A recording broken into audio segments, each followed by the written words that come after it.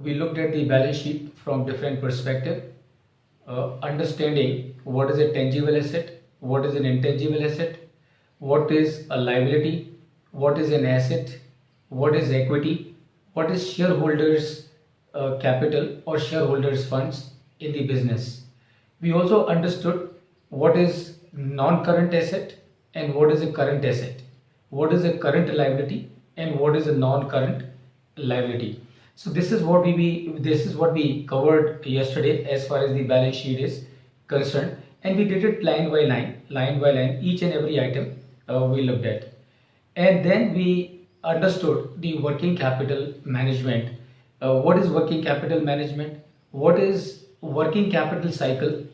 And why it is important to have a very tight and efficient management of working capital for any business and every business.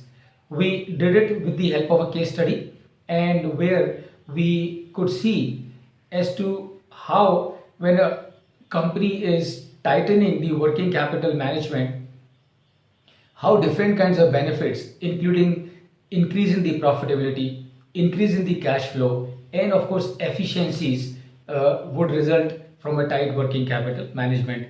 That is what we looked at, and then of course we discussed what are the cardinal principles of efficient management of working capital. And the most important of all the principles that we discussed yesterday was that the working capital management is a matter of attitude. Working capital management in any business is a matter of culture. And that means what? That means everyone in the organization must take the responsibility, must be aware about the significance and importance of working capital, and everyone in the organization must take the responsibility to manage the working capital of that business. Why? Because everyone in one way or the other has a role to play in the working capital management. Everyone in the organization is connected with the management of working capital in one way or the other. So that is what we discussed and covered yesterday. Today, friends, we are going to cover the third very important statement, and that is cash flow statement. Cash flow statement. I am sure you would recollect, to be good in finance, you really speaking do not have to do much. For being good in finance, one does not have to really do much. What we need is just to understand three statements. One is P&L, second is balance sheet, and third is the cash flow statement. We have done the P&L, we have done the balance sheet, and today we will do the cash flow statement. So we will understand what is cash flow statement, and what are the different kinds of cash flows, and what are the cardinal principles of cash flow management. That is what we would be covering today. And after covering the cash flow statement, then we would shift to financial analysis. Financial analysis, and friends, that is the most important part, most interesting part also of understanding finance. Having understood what is P&L, having understood what is balance sheet, having understood what is cash flow, now what you do, now you start getting into financial analysis. And what is financial analysis?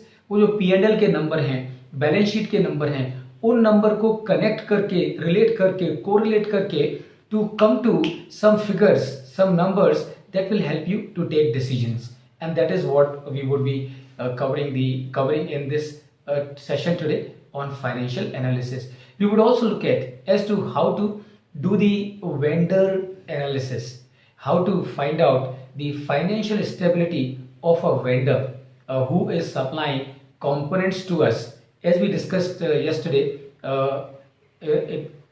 every vendor is having some risks as far as we are concerned, and therefore we need to make sure that those risks are taken care of. And one of the ways of taking care of that risk is to do continuously tracking of a vendor to find out as to how is he doing financially. And if a vendor is doing financially, and that means we are that much safe and secure. So this is what we will do in financial analysis with the help of case studies, of course.